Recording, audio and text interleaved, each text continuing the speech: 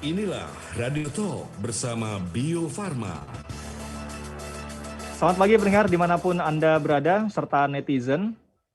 Pekan Imunisasi Dunia diprakarsai oleh World Health Assembly atau WHA yang jatuh pada tiap minggu keempat bulan April. Sampai saat ini juga, Pekan Imunisasi Dunia telah dilaksanakan oleh lebih dari 180 negara melalui pelaksanaan berbagai kegiatan.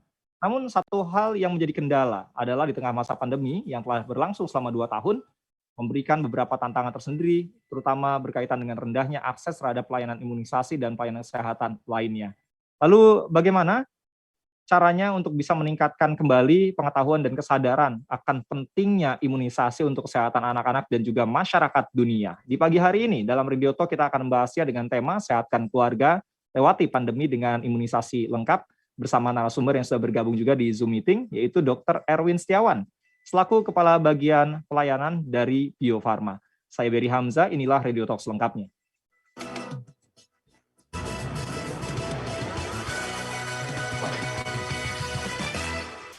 Halo, selamat pagi Dr. Erwin, apa kabar dok? Sehat ya dok? Alhamdulillah sehat, selamat pagi Mas Berry. Apa kabar? Semoga kabar sehat juga ya Mas. Amin, terima kasih, sehat juga dokter. Nah dok, ini kaitannya dengan pembahasan kita pas banget ya di pagi hari ini ya. Lagi di bagaimana imunisasi dan sedang ada juga Pekan Imunisasi Dunia ya, yang diprakarsai oleh World Health Assembly. Tapi sebelum ke arah sana, mungkin bisa dikenalkan terlebih dahulu dok. Bio Farma ini apa sih sebetulnya? Karena ada pepatah mengatakan nggak kenal atau tak kenal maka tak sayang. Dokter mungkin bisa menjelaskan terlebih dahulu. Silakan Dokter Erwin. Baik, terima kasih Mas Berry. Betul ya, artinya kalau nggak kenal nggak sayang ya. Mohon izin saya sedikit terkait profil Bio Farma. Jadi memang Bio Farma merupakan perusahaan badan usaha milik negara ya, yang 100% sahamnya itu milik pemerintah ya. Dan posisinya Bio Farma itu ada di Bandung ya. Nah kemudian berdiri sejak 6 Agustus tahun 1890. Jadi saat ini sudah berusia 132 tahun di Agustus nanti. Nah kemudian Bio Farma juga memproduksi produk-produk life science kelas dunia yang berdaya saing global dan memiliki peran untuk menyediakan juga mendistribusikan produk-produk life science tersebut untuk meningkatkan kualitas hidup manusia. Nah, kemudian produk-produk dari Bio Farma juga sudah prakualifikasi WHO, artinya sudah diakui oleh Badan Kesehatan Dunia, sehingga Bio Farma juga bisa melakukan ekspor ya ke berbagai dunia ya, hampir kurang lebih 130 negara sudah kita ekspor, dan juga kita juga ekspor ke negara-negara yang tergabung dalam organisasi kerjasama Islam ya. Walaupun demikian Bio Farma juga fokus untuk pemenuhan kebutuhan vaksin di dalam negeri, baik pemerintah maupun sektor swasta. Jadi begitu Mas kurang lebih terkait Bio Farma. Salah satunya yang seringkali dibahas adalah bagaimana Bio Farma juga berperan dalam memproduksi vaksin yang kita pergunakan dalam 2 tahun belakangan ini, begitu ya dok ya? Betul sekali. Termasuk vaksin COVID ya. Ya, betul. Dan berbagai macam vaksin lainnya tentu yang sudah dipergunakan oleh masyarakat di Indonesia. Nah, ya, pemberian vaksin ini kan sangat penting ya. Kita mungkin sejak kecil sudah divaksin ya, entah itu vaksin polio, cacar, dan lain sebagainya. Tapi di masa pandemi ini, beberapa kali saya juga membahas dengan para pakar, ternyata ada vaksin-vaksin yang selama masa pandemi ini, akhirnya cakupannya jadi rendah, atau jadi tidak tercapai begitu ya, karena situasi pandemi, akses layanan kesehatan masyarakat, dan lain sebagainya. Bagaimana mengenai hal ini sebetulnya dok? Ya, betul ya. Jadi memang salah satu dampak dari pandemi COVID ini adalah terjadi penurunan ya cakupan imunisasi secara nasional ya. Tadi dikatakan di dunia juga penurunan ya, dari tahun 2019 dari 86%, kemudian juga turun menjadi 83% di tahun 2020. Sedangkan di Indonesia sendiri itu jauh lebih signifikan turunnya. Ya, tahun 2019 capaian kita sebelum pandemi itu sekitar 93%. Oke. Dan tahun 2021 ini turun menjadi 77%. Jadi saya pikir ini concern untuk kita semua untuk sama-sama kita memberikan edukasi bagaimana manfaat vaksinasi supaya banyak masyarakat juga datang ke fasilitas pelayanan kesehatan untuk vaksinasi. Jadi memang cukup signifikan Mas Berry penurunannya. Iya. Apa yang terjadi, Dok? Dari 93 pada tahun 2019 tadi, ini sekarang menjadi di tahun 2021 yang lalu ya, jadi 77,3% lebih tepatnya ya. Betul, Karena betul. apa sih sebetulnya itu, Dok?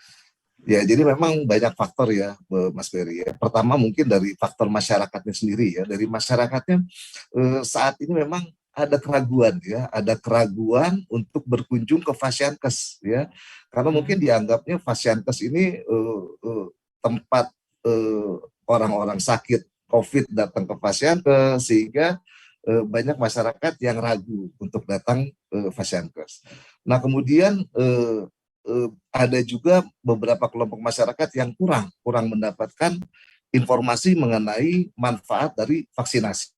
Nah, kemudian ada juga isu-isu negatif ya tentang program imunisasi, yang misalnya efek sampingnya berbahaya, kemudian mengandung zat-zat berbahaya.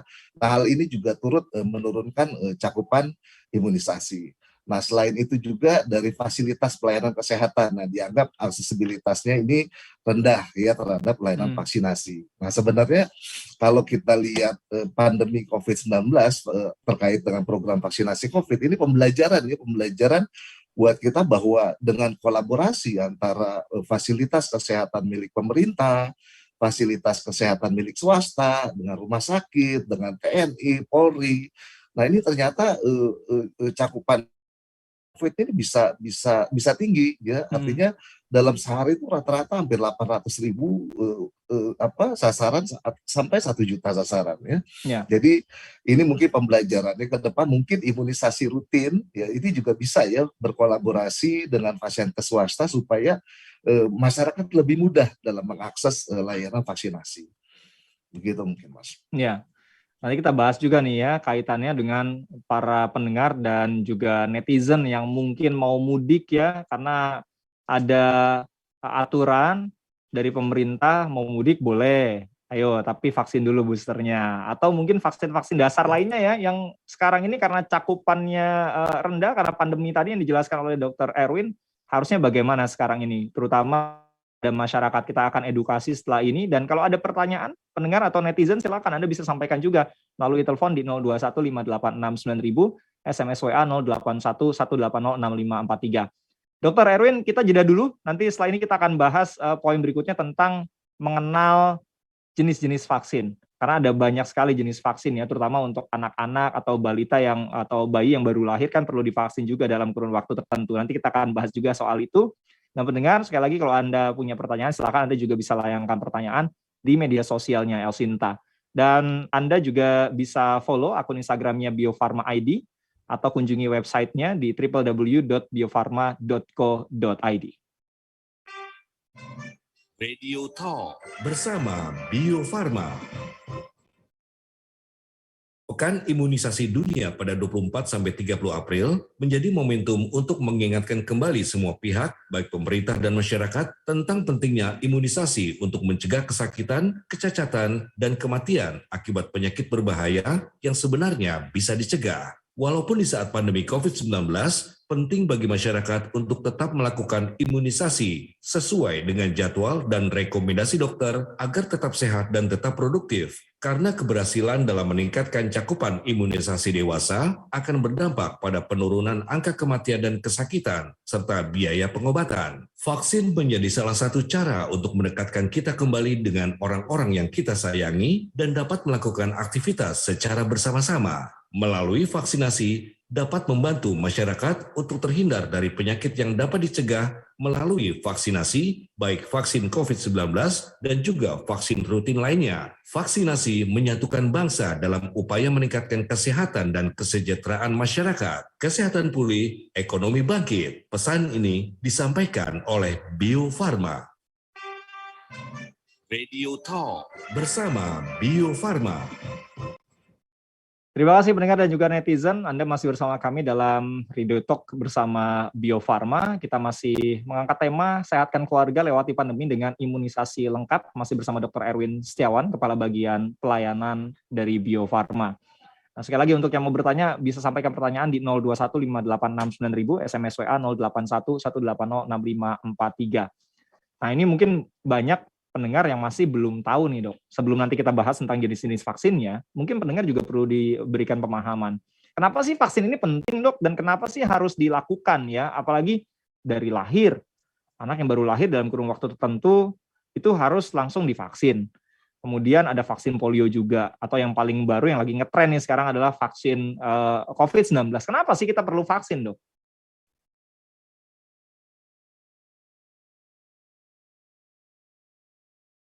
Halo dokter, mungkin masih dimatikan Oh mikrofonnya? iya. Ya. Baik, terima kasih. Jadi kita refresh sedikit terkait dengan terminologi vaksin ya. Jadi memang vaksin itu merupakan produk biologi yang berisi suatu antigen, kemudian dimasukkan ke dalam tubuh, kemudian tubuh bereaksi untuk membentuk antibodi yang spesifik secara aktif ya. Jadi melindungi kita dari penyakit tertentu sesuai dengan antigen yang kita masukkan ke dalam tubuh. Nah, antigen ini bisa virus atau bakteri yang sudah dimatikan atau dilemahkan sehingga aman, kemudian tubuh memberikan reaksi membentuk antibodi. Jadi kenapa vaksin harus diberikan sejak usia dini? Jadi memang karena memang pada usia dini sistem pertahanan tubuh bayi ya ini belum optimal.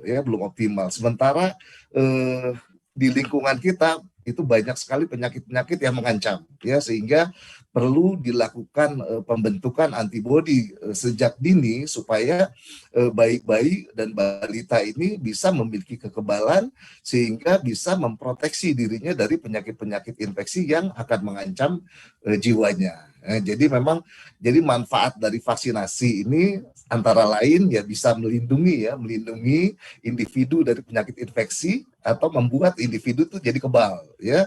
Nah, kemudian kalau seandainya sudah kebal, otomatis prevalensi dari penyakit yang bisa dicegah dengan imunisasi juga bisa turun ya. Kita bahkan berharap eliminasi terus penyakitnya bahkan sampai eradikasi ya. Contohnya memang kayak vaksin dulu pernah ada ya penyakit variola ya atau cacar api ya yang sempat mewabah dan akhirnya eradikasi pada tahun 79. Nah, ini juga salah satu manfaat vaksinasi juga bisa memutus ya rantai penularan ya. Jadi memutus rantai penularan penyakit seperti pada COVID juga ya, ini salah satu upaya pemerintah untuk memutus rantai penularan dengan menggalakkan program vaksinasi. Nah, selain itu juga vaksinasi juga bisa melindungi individu dari kecacatan atau kematian penyakit-penyakit berbahaya dan juga bisa membentuk keluarga yang lebih produktif lagi dan juga bisa menimbulkan kekebalan kelompok. Jadi kalau seandainya satu populasi atau satu daerah yang memiliki cakupan imunisasi tinggi, sehingga terbentuklah kekebalan kelompok bisa melindungi orang-orang yang secara kondisi kesehatannya belum bisa divaksin seperti itu, Mas. Jadi banyak sekali manfaat dari vaksinasi. Ya, jadi sebetulnya jika vaksinasi ini terhenti dalam waktu atau masa tertentu begitu ya, bisa saja di kemudian hari wabah atau penyakit tertentu menghinggapi daerah itu ya, Dok. Kemudian terjadi atau kasus luar biasa. Kejadian luar biasa begitu ya. Ya, betul. Jadi dampaknya seperti itu. Jadi dampak efek kalau seandainya negara kita cakupan imunisasinya rendah, tentu negara kita tuh memiliki risiko tinggi ya terhadap penyakit infeksi yang akan menimbulkan ya kecacatan maupun kematian ya. Jadi bila semakin banyak lagi yang nggak diimunisasi, bukan tidak mungkin ini potensi tadi jadi wabah ya. Jadi wabah, contohnya beberapa tahun lalu kita pernah dengar ya penyakit difteri ya, penyakit difteri itu sempat mewabah juga. Nah, ini juga akibat cakupan yang rendah ya. Jadi memang ya kami berharap untuk keluarga atau untuk orang tua yang belum melengkapi vaksinasinya untuk anaknya bisa segera datang ya ke Fasiankes seperti itu. Ya, dengan vaksinasi angka harapan hidup dari terpapar penyakit tertentu ini juga bisa semakin tinggi ya harapan hidupnya, dan masa depannya mungkin si anak ya kalau memang imunisasi dasarnya sudah terpenuhi ini juga kesehatannya bisa terjaga di kemudian hari dari serangan berbagai macam penyakit. Nah, Dok, kita selalu ngomongin vaksin, tapi yang lagi ngetren sekarang ini vaksin Sinovac. Tapi sebetulnya, Dok, vaksin apa saja sih atau jenis-jenis vaksin apa aja sih yang ada di Indonesia lah paling tidak? Ya, baik, untuk vaksin ya, kita mulai dari bayi baru lahir ya. Bayi baru lahir itu biasanya itu divaksin dengan hepatitis B ya, untuk mencegah penyakit hepatitis B. Kemudian dilanjutkan dengan BCG ya. BCG itu untuk mencegah penyakit TBC ya. Kemudian dilanjutkan lagi untuk mencegah penyakit difteri, untuk mencegah penyakit pertusis, untuk penyakit tetanus, dan juga untuk penyakit HIV ya. Jadi kemudian di usia 9 bulan kita juga imunisasi untuk mencegah penyakit campak ya, atau rubella juga. Nah, kemudian juga polio ya. Nah, sedangkan untuk imunisasi yang pilihan tuh ada untuk mencegah influenza ya, untuk mencegah penyakit meningitis. Nah, dan penyakit COVID juga itu salah satu jenis vaksin yang saat ini beredar di Indonesia ya. Ya, Mas. Mengapa tadi ada imunisasi atau vaksinasi dasar, tapi ada juga yang lengkap, yang memang kadang-kadang ya, kalau orang tua baru, ini selalu diberikan pilihan kalau konsultasi datang mau ngecek kesehatan kondisi bayinya nih ke dokter. Ibu, ada alternatif, ada vaksin ini yang dasar, dan ini yang memang harus dilengkapi tadi, Dok. Kenapa harus seperti itu, Dok? Kenapa tidak semuanya dibikin wajib? Karena kan tadi, kita tujuannya adalah untuk menghindari si anak ini kena penyakit tertentu di kemudian hari gitu, Dok. Ya, harapan kita sih demikian, Mas. Cuman memang imunisasi aspek penyelenggaraannya dibagi dua ya. Jadi ada imunisasi program, ada juga imunisasi pilihan. Nah, kalau imunisasi program itu memang ada tanggung jawab dari pemerintah untuk menyediakan vaksinnya. Ya, jadi memang itu kalau sudah menjadi program harusnya gratis ya. Jadi memang saat ini tidak semuanya menjadi imunisasi program, tapi sebenarnya semua jenis vaksin direkomendasi gitu loh. Nah, untuk yang belum disediakan pemerintah itu disebut imunisasi pilihan. Jadi memang direkomendasi, tapi memang masyarakat bisa berbayar seperti itu. Jadi seperti itu, Mas. Jadi ada imunisasi program yang secara penyelenggaraannya disediakan oleh pemerintah. Nah, itu ada imunisasi rutin ya. Kalau imunisasi rutin itu yang untuk anak-anak, rutin dasar ya. Nah, kemudian masuk usia sekolah itu ada rutin lanjutan. Nah, kemudian ada lagi imunisasi tambahan, misalnya sedang ada outbreak dan lain-lain, diberikan imunisasi tambahan. Dan juga ada imunisasi khusus. Nah, seperti yang sekarang ini, yang COVID ini termasuk imunisasi khusus ya dari pemerintah, karena untuk menanggulangi penyakit COVID tersebut. Seperti itu, Mas. Atau kalau dulu saya zamannya kecil tuh saya pernah tuh, Dok, yang namanya imunisasi untuk polio di sekolah-sekolah dan lain sebagainya. Itu yang dari pemerintah begitu ya? Yang biasanya masif dilakukan serentak gitu ya, Dok? Iya, betul.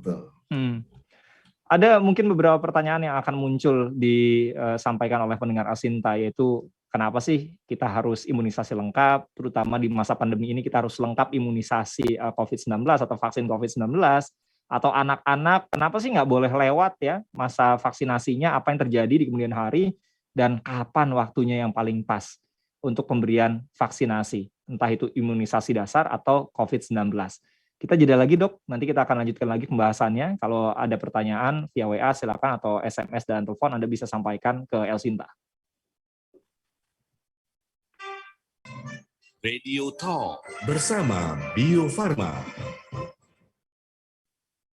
Pekan Imunisasi Dunia pada 24-30 April menjadi momentum untuk mengingatkan kembali semua pihak, baik pemerintah dan masyarakat, tentang pentingnya imunisasi untuk mencegah kesakitan, kecacatan, dan kematian akibat penyakit berbahaya yang sebenarnya bisa dicegah. Walaupun di saat pandemi COVID-19, penting bagi masyarakat untuk tetap melakukan imunisasi sesuai dengan jadwal dan rekomendasi dokter agar tetap sehat dan tetap produktif. Karena keberhasilan dalam meningkatkan cakupan imunisasi dewasa akan berdampak pada penurunan angka kematian dan kesakitan, serta biaya pengobatan. Vaksin menjadi salah satu cara untuk mendekatkan kita kembali dengan orang-orang yang kita sayangi dan dapat melakukan aktivitas secara bersama-sama. Melalui vaksinasi, dapat membantu masyarakat untuk terhindar dari penyakit yang dapat dicegah melalui vaksinasi, baik vaksin COVID-19 dan juga vaksin rutin lainnya. Vaksinasi menyatukan bangsa dalam upaya meningkatkan kesehatan dan kesejahteraan masyarakat. Kesehatan pulih, ekonomi bangkit. Pesan ini disampaikan oleh Bio Farma.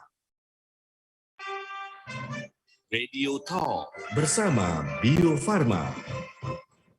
Kita masih membahas tentang bagaimana pentingnya ya imunisasi lengkap dengan tema sehatkan keluarga lewati pandemi dengan imunisasi lengkap. Saya masih bersama Dr. Erwin Setiawan, Kepala Bagian Pelayanan dari Bio Farma. Kalau ada pertanyaan via telepon boleh juga di 0215869000. Kita ke WA dulu ya dok. Sudah banyak netizen yang menyampaikan pertanyaan via WA. Ada Pak William, halo Dr. Erwin, saya mau nanya dong apa dampak dari Bio Farma terkait dengan anti serum, apakah ada kaitannya atau kendalanya? Terima kasih. Kemudian juga ada Pak Handoyo, vaksin ini menurut Pak Handoyo sudah jadi alat kepentingan, makanya bisa jadi saya minta ke keluarga supaya untuk nggak divaksin dok, apapun itu efeknya. Jadi karena ini efek dari saya tidak percaya lagi, kata Pak Handoyo. Kemudian ada Pak Mangjen ya di Sukamulya Kota Waringin, mau tanya dok, apakah vaksin booster hanya untuk orang-orang di perkotaan saja? Soalnya di daerah kami belum ada tuh sepertinya untuk vaksin booster. Silakan dokter. Yang pertama tadi terkait dengan anti serum ya. Ya. Jadi memang berbeda ya vaksin dengan anti serum. Jadi kalau vaksin itu biasanya kita gunakan pencegahan ya sebelum artinya pada saat kondisi kita sehat ya. Sedangkan kalau anti sera itu biasanya diberikan untuk pengobatan. Ya, jadi kekebalan sudah jadi itu dimasukkan ke dalam tubuh kita. Jadi tubuh kita tidak secara aktif membentuk antibodi kalau pemberian sera. Nah biasanya kalau pemberian anti sera ini waktu kekebalan yang ada di dalam tubuh juga kita tidak lama. Jadi memang harus dilanjutkan lagi setelah pemberian anti sera, harus dilanjutkan lagi dengan vaksinasi ya seperti itu. Jadi berbeda ya antara vaksin dan anti serum tadi. Anti sera, ya betul. Nah kemudian tadi Bapak terkait itu ya, Pak Handoyo. Handoyo. Jadi memang Pak Handoyo ya. Jadi memang ya memang ini perlu peran semua pihak ya, perlu peran semua pihak untuk bisa meluruskan informasi yang kurang benar terkait dengan imunisasi. Ya, jadi memang ya seperti yang kita lakukan sekarang ya, kita kolaborasi untuk bisa menyampaikan bahwa memang vaksinasi itu bermanfaat. Ya, jadi sebenarnya program vaksinasi itu tidak hanya dilakukan di Indonesia. Ya, jadi hampir semua negara di dunia, itu hampir 194 negara itu mengembangkan program vaksinasi. Dan semuanya sepakat bahwa memang vaksinasi ini aman dan efektif. Nah, kemudian program vaksinasi pun sebenarnya diawasi oleh badan-badan yang kompeten ya, seperti misalnya ada Komnas KIPI, ada Komda KIPI, kemudian ada Satgas Imunisasi baik di Ikatan Dokter Anak Indonesia maupun di PAPDI, dan juga ada ITAGI ya, Indonesia Technical Advisory Group for Imunisasi. Jadi memang vaksinasi itu berhasil untuk bisa menurunkan penyakit-penyakit yang bisa dicegah dengan imunisasi seperti itu. Jadi memang ya seperti itu ya. Saya berharap Bapak juga bisa memahami bahwa memang vaksin ini bermanfaat ya untuk melindungi diri kita maupun keluarga. Iya, ini vaksin sudah menjadi alat kepentingan, mungkin ya betul ya, ada betulnya ya dok ya, alat kepentingan untuk menjaga supaya tubuh kita tidak terinfeksi atau tidak terpapar penyakit gitu ya dok ya. Betul. Jadi investasi sehat yang cost efektif saya pikir ya. Oke. Kemudian tadi soal vaksin booster nih untuk COVID-19, itu apakah hanya ada di perkotaan saja atau memang di desa-desa belum? Bagaimana nih dok? Mungkin bisa dijawab oleh dokter. Ya sebenarnya programnya sama ya untuk seluruh ya, tidak hanya di perkotaan, tapi juga di pedesaan juga sama ya, memiliki hak yang sama untuk mendapatkan vaksinasi booster, terutama untuk yang sudah berusia di atas 18 tahun ya. Yang mungkin karena tadi ya salah satu faktor juga kan aksesibilitas ya, terhadap layanan vaksinasi ya. Saya nggak tahu untuk daerah-daerah terpencil yang tidak terjangkau mungkin bisa datang ke puskesmas terdekat, dan biasanya itu memberikan layanan juga vaksinasi booster ya. Jadi sebenarnya sama Pak Mas Beri ya. Oke, ada Pak Theo di Surabaya via telepon, Dok. Kita terima ya satu penelpon ini ya. Ya. Halo Pak Theo. Ya, selamat pagi, dokter. Selamat pagi, Pak Theo. Selamat Silakan. pagi Pak Theo.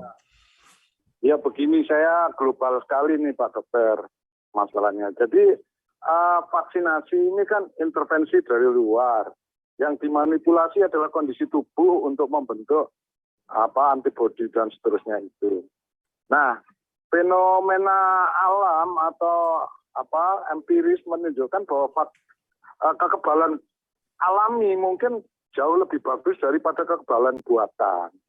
Nah, dalam hal ini kajian ini WHO dalam jangka panjang, apakah dan itu dilakukan apabila kekebalan buatan ini dilakukan bila ada suatu emergensi kedaruratan ya seperti COVID dan yang dulu-dulu itu.